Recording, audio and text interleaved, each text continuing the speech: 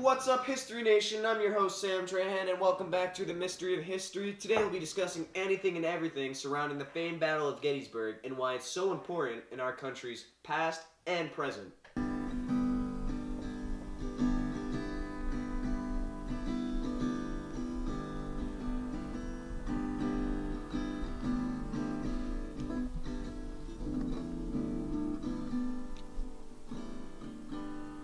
Now, the Battle of Gettysburg occurred from July 1st to July 3rd in 1863, and before that battle even started, General Robert E. Lee of the Confederacy and his Army of Northern Virginia defeated the Union forces at Chancellorsville, and this propelled him to make the next decision to start moving up north. Alright, why did he move so quickly? Well, because 100 miles away, the Union forces under the command of General Ulysses S. Grant were rapidly closing in on the town of Vicksburg, and Lee knew he could do little to directly help. So he decided to invade the north very rapidly, very quickly, to hopefully offset the Union advances and strike a war-winning blow. Now, this was the second time where Lee had moved his army north of the Potomac River during the course of the war. The first being in the previous September, where he moved his forces north after winning a successful series of battles against the Union forces, which drove them out of Virginia. As he moved north, he had to retreat back south after losing the Battle of Antietam. While Vicksburg raged on, Lee and his Army of Northern Virginia moved quickly north, and the Army of the Potomac, under the command of Joseph Hooker, was facing some serious internal problems, which eventually led to his resignation, and this was pretty well advised by Lincoln. Now, only 3 days before the commencement of the battle, Joseph Hooker was replaced by General George G. Meade. Meade proceeded to quickly move his army north to pretty much intercept Lee's army. Now, this was a bold move, considering his Army of the Potomac was very, very tattered. So let's recap. In 1862, Lee moved his army north, had to retreat because of the Battle of Antietam. In 1863, he moved his army north once again for the second time and the last time during the Civil War, and this was about to be before the Battle of Gettysburg. Now, as Lee moved north, he got news of General Meade's advance, but he did not know the strength or how many people he had in his forces because his commander, Jeb Stuart, who was the leader of the cavalry, was off in the north doing excursion missions, raiding small towns and whatever, and he was not able to relay information back to Lee as he normally would. So on the morning of July 1st, Lee decided to deploy his forces because he didn't know where or when he was going to be attacked, so he wanted to play it safe. As Lee deployed his forces, the Union cavalry from the Army of the Potomac decided to deploy their forces and engage the Confederacy to pretty much hold them off so they could make room for the infantry to arrive. Now, this was the first engagement of the Battle of Gettysburg. Now, since the cavalry was deployed against the Confederate forces that were deployed by Lee, the battle occurred merely out of, pretty much circumstance. It was not a strategic location. Gettysburg was just where it happened to go down. As Union forces began to arrive to help the cavalry, the Confederate forces took up an offensive position and they overwhelmed the Union. Now, as nightfall came, the Union forces began to come in, Confederate forces began to retreat, and even though this was strategically a Confederate victory for the first day, the nightfall allowed the Union forces to come in, reinforce, and establish a defensive position for the second day. Now, on the first day of fighting, there was over 50,000 people who were involved, and there was 15,000 casualties. This was more than the Battle of Bull Run and Franklin combined.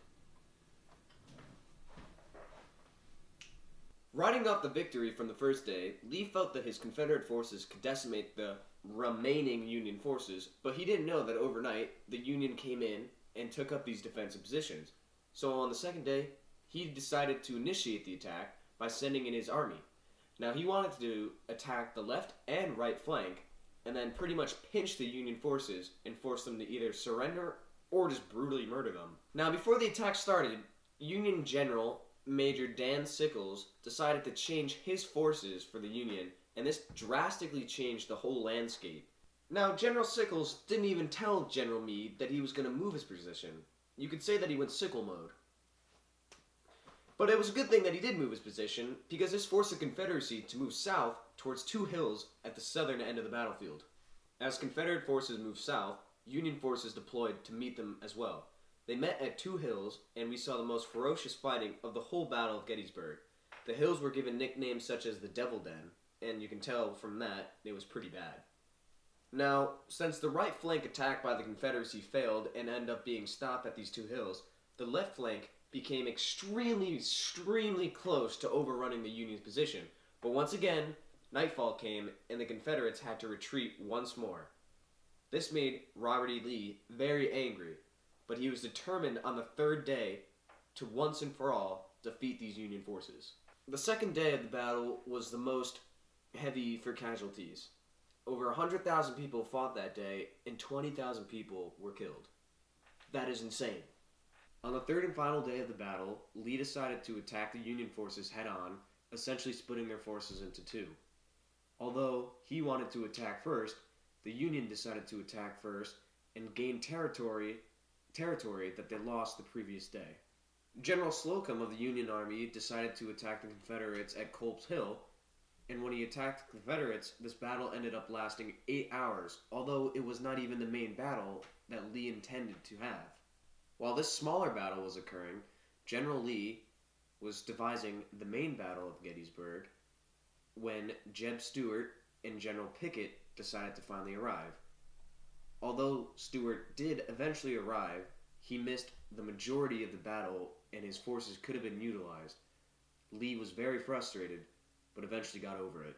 Overall, the Confederacy had a combined force of 12,500 men, which was actually less than the previous days of fighting, but Lee believed that he could use these men better than he did the previous days.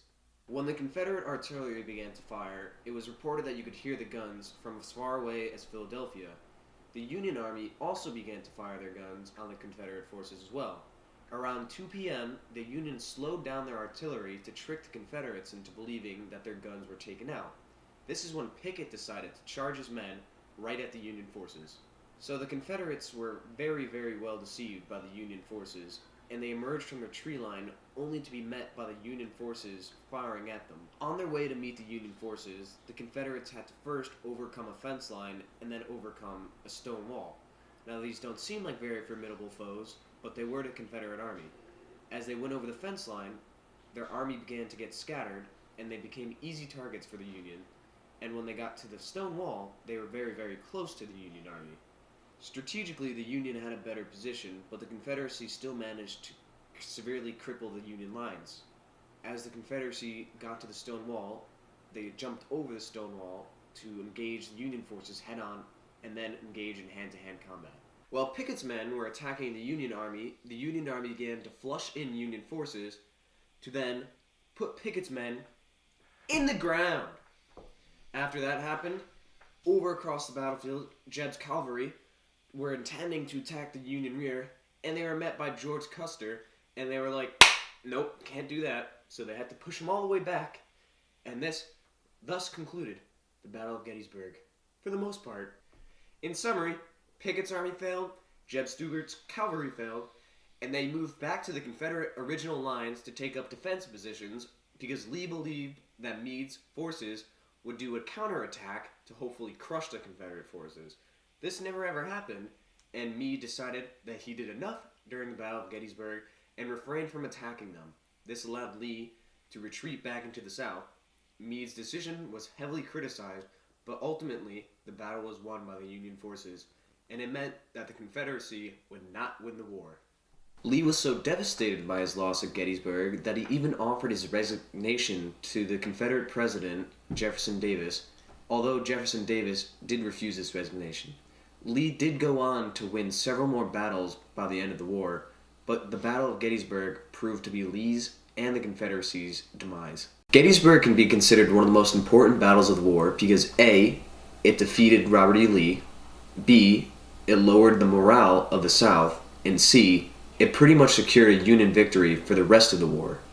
Several months later, on November 19th, Lincoln gave a very short but compelling speech consisting of only 272 words.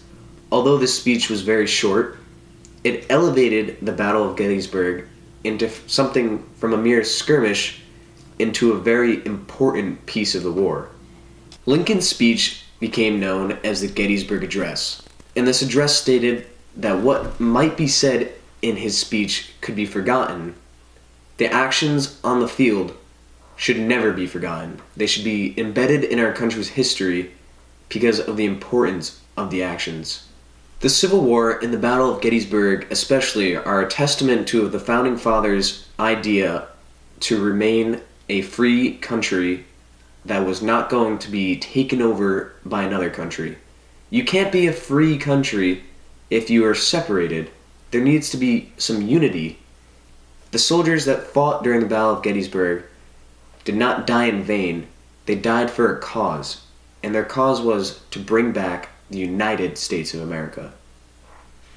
Gettysburg not only aided in bringing this country back together, it sculpted what modern America looks like today. Thank you for watching this episode of The Mystery of History. Once again, I'm your host, Sam Tran. Tune in next week for when we go to wherever my finger lands on this map.